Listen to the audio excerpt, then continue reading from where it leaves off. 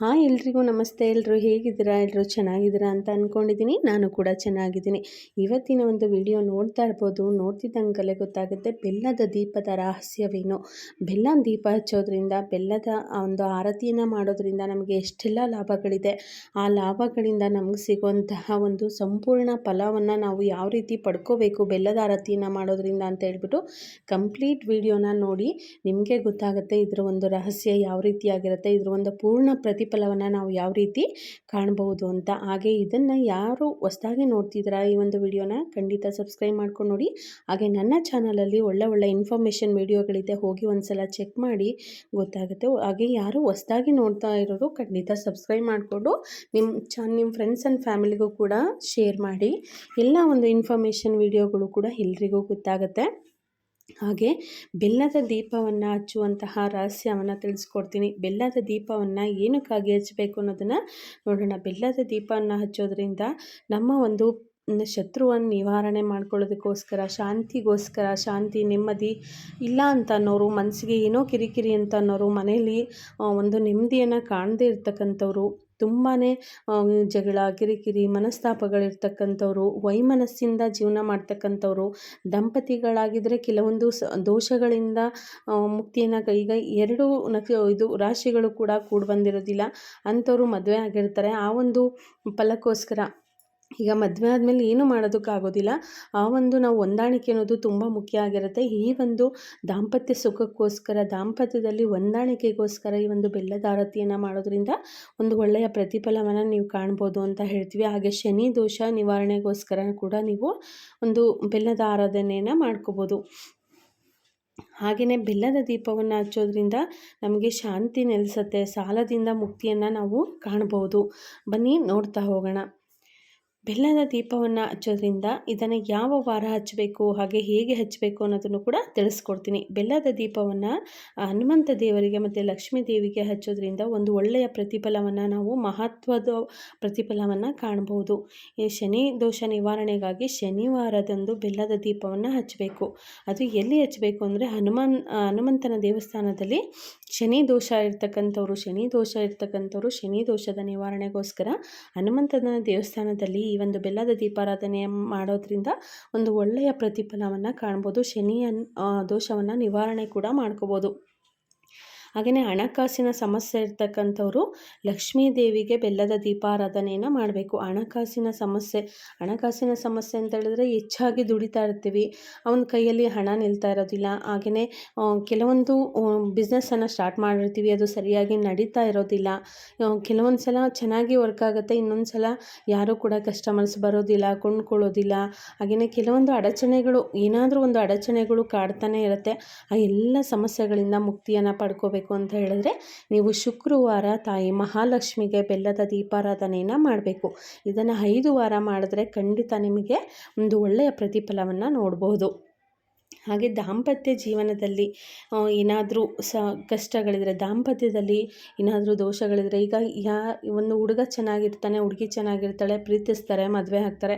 ಮದುವೆ ಆದ ನಂತರ ಅವರಿಗೆ ವೈಮನಸ್ಸು, ಆಮೇಲೆ ಒಂದು ಜಾತಕಗಳನ್ನು ತೋರಿಸಿರೋದಿಲ್ಲ, ಅವರ ಒಂದು ನಕ್ಷತ್ರಗಳು ಯಾವುದು ಅಂತ ಗೊತ್ತಿರೋದಿಲ್ಲ, ಇಷ್ಟಪಟ್ಟಿರ್ತೀವಿ, ಮದುವೆ ಆಗಿರ್ತಾರೆ ಅಂತ ಹೇಳ್ಕೊಂಡು ಅದನ್ನು ಮದುವೆ ಮಾಡಿಬಿಡ್ತಾರೆ. ಅದಾದಮೇಲೆ ಸಖತ್ತು ಜಗಳಗಳು, ದಾಂಪತ್ಯ ಜೀವನ, ಮಕ್ಕಳಾಗದೇ ಇರುವಂಥದ್ದು, ಯಾವಾಗಲೂ ಕೂಡ ಕಿರಿಕಿರಿ, ಮನಸ್ಸಿಗೆ ಸಮಾಧಾನ ಇರೋದಿಲ್ಲ, ಮನೆಯಲ್ಲಿ ಏನೋ ಒಂಥರ ಕಿರಿಕಿರಿ ಜಗಳಗಳು ಜಾಸ್ತಿ ಆಗ್ತಾ ಇರುತ್ತೆ. ಅಂಥವ್ರು ಏನು ಮಾಡಬೇಕು ಅಂತ ಹೇಳಿದ್ರೆ ಪ್ರತಿ ಗುರುವಾರ ಬೆಲ್ಲವನ್ನು ಹಸುವಿಗೆ ತಿನ್ನಿಸೋದ್ರಿಂದ ಸಾಕಷ್ಟು ಒಂದು ಒಳ್ಳೆಯ ಪ್ರತಿಫಲವನ್ನು ನೋಡ್ಬೋದು. ಇದನ್ನು ತಪ್ಪದೆ 9 ಗುರುವಾರ ಮಾಡೋದ್ರಿಂದ ಅವರ ಜೀವನದಲ್ಲಿ ಇರ್ತಕ್ಕಂಥ ಎಲ್ಲ ದೋಷಗಳನ್ನು ಕೂಡ, ಹಾಗೆ ಅವ್ರ ಜೀವನದಲ್ಲಿ ಇರ್ತಕ್ಕಂತಹ ಎಲ್ಲ ಒಂದು ಕಷ್ಟಗಳು ಕೂಡ ಬಗೆಹರಿತಾ ಹೋಗುತ್ತೆ. ಆ ದಾಂಪತ್ಯ ಜೀವನ ಅನ್ನೋದು ಸುಖವಾಗಿರುತ್ತೆ. ಹಾಗೆಯೇ ಮನೆಯಲ್ಲಿ ಶಾಂತಿ ಇಲ್ಲದೆ ಇದ್ದಾಗ, ಶಾಂತಿ ನೆಮ್ಮದಿ ಇಲ್ಲ ಅಂತ ಹೇಳೋರು ದೇವಸ್ಥಾನದಲ್ಲಿ ಬೆಲ್ಲದ ದೀಪಾರಾಧನೆಯನ್ನು ಮಾಡಬೇಕು. ಅದನ್ನು ಮನಸ್ಸಲ್ಲಿ ಕೋರಿಕೊಂಡು ನೀವು ದೇವಸ್ಥಾನದಲ್ಲಿ ಪ್ರತಿ ಮಂಗಳವಾರ ಇಲ್ಲ ಶುಕ್ರವಾರ ಬೆಲ್ಲದ ದೀಪಾರಾಧನೆಯನ್ನು ಮಾಡೋದ್ರಿಂದ, ಹನುಮಂತನ ದೇವಸ್ಥಾನದಲ್ಲಿ ಬೆಲ್ಲದ ದೀಪಾರಾಧನೆಯನ್ನು ನಿಮ್ಮ ಮನಸ್ಪೂರ್ವಕವಾಗಿ ಸಂಕಲ್ಪವನ್ನು ಮಾಡಿಕೊಂಡು, ಮನೆಯಲ್ಲಿ ತುಂಬಾ ಶಾಂತಿ ನೆಮ್ಮದಿ ಇಲ್ಲದೆ ಎಲ್ಲನೂ ಇರುತ್ತೆ, ಮನೆಯಲ್ಲಿ ನೆಮ್ಮದಿ ಇರೋದಿಲ್ಲ, ಶಾಂತಿ ಇರೋದಿಲ್ಲ, ಏನೋ ಒಂಥರ ಕಳವಳ ಆಗ್ತಾ ಇರುತ್ತೆ, ಮನಸ್ಸಿಗೆ ನೆಮ್ಮದಿ ಅನ್ನೋದೇ ಇರೋದಿಲ್ಲ. ಎಷ್ಟು ದುಡಿದ್ರೂ ಕೂಡ ನಮಗೆ ಮನಸ್ಸಿಗೆ ನೆಮ್ಮದಿ ಅನ್ನೋದಿಲ್ಲ.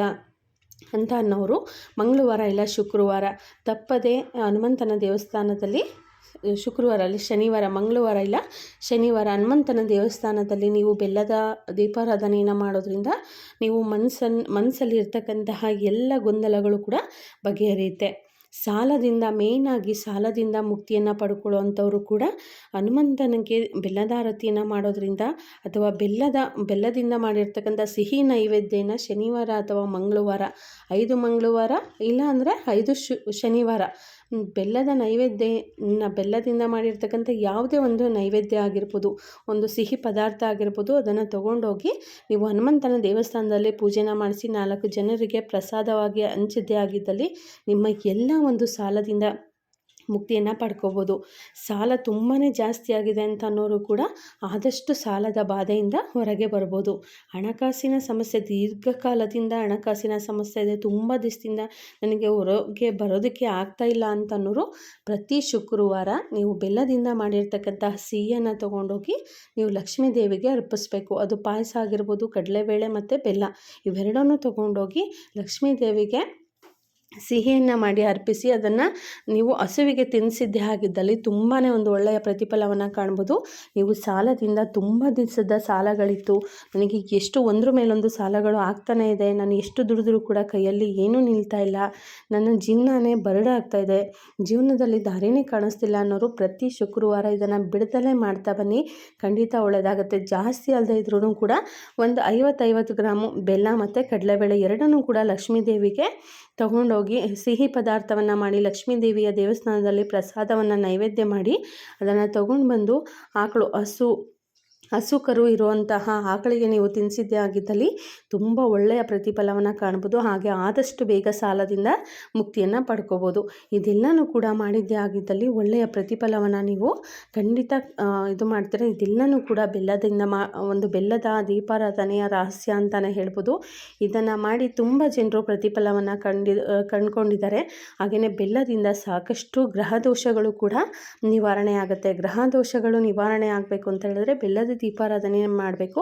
ಅದು ಹನುಮಂತ ದೇವರಿಗೆ ಬೆಲ್ಲದ ದೀಪಾರಾಧನೆ ಮಾಡೋದ್ರಿಂದ ಗ್ರಹಗತಿಗಳು ಕಡಿಮೆ ಆಗುತ್ತೆ. ಗ್ರಹ ದೋಷ ಅನ್ನೋದು ನಮ್ಮ ಜೀವನದಲ್ಲಿ ಇತ್ತು ಅಂದರೆ ಯಾವ ಒಂದು ಕೆಲಸಗಳು ಕೂಡ ಮುನ್ನಡೆಯಲಿಕ್ಕೆ ಆಗೋದಿಲ್ಲ. ಆ ಒಂದು ಗ್ರಹಗತಿಗಳು ಕಡಿಮೆ ಆಗಬೇಕು ಅಂದರೆ ನಾವು ಶನಿವಾರ ಇಲ್ಲ ಮಂಗಳವಾರ ಹನುಮಂತ ದೇವರಿಗೆ ಬೆಲ್ಲದ ದೀಪಾರಾಧನೆ ಮಾಡೋದ್ರಿಂದ ಗ್ರಹಗಳ ಒಂದು ದೋಷವನ್ನು ಕಡಿಮೆ ಮಾಡ್ಕೋಬೋದು, ಗ್ರಹಗಳ ಅಟ್ಟಹಾಸವನ್ನು ನಾವು ಕಡಿಮೆ ಮಾಡ್ಕೋಬೋದು. ಇದರಿಂದ ಒಂದು ಒಳ್ಳೆಯ ಪ್ರತಿಫಲವನ್ನು ನಾವು ಕಾಣ್ಬೋದು ಅಂತ ಹೇಳ್ತೀವಿ. ಹಾಗೆಯೇ ಬೆಲ್ಲದ ಮಾಡಿರ್ತಕ್ಕಂಥ ನೈವೇದ್ಯವನ್ನು ಸಮರ್ಪಿಸೋದ್ರಿಂದಲೂ ಕೂಡ ನಮಗೆ ಆದಷ್ಟು ಒಳ್ಳೆಯ ಒಂದು ಕೆಲಸಗಳು ನೆರವೇರುತ್ತೆ. ಹಾಗೆ ಎಲ್ಲ ಒಂದು ಇದು ಕೂಡ ಆಗುತ್ತೆ, ಕೆಲಸಗಳು ಆಗುತ್ತೆ. ನಾವೇನೇನೋ ಕೆಲಸಗಳು ಮಾಡ್ತೀವಿ, ತುಂಬ ದಿವಸದಿಂದ ಸ್ಟಾಪ್ ಆಗಿರೋಂಥ ಕೆಲಸಗಳು ಕೂಡ ಒಂದು ಪ್ರಗತಿಯನ್ನು ಹೊಂದುತ್ತೆ. ಹಾಗಾಗಿ ಎಲ್ರಿಗೂ ಕೂಡ ಒಳ್ಳೆಯದಾಗಲಿ, ಶುಭವಾಗಲಿ.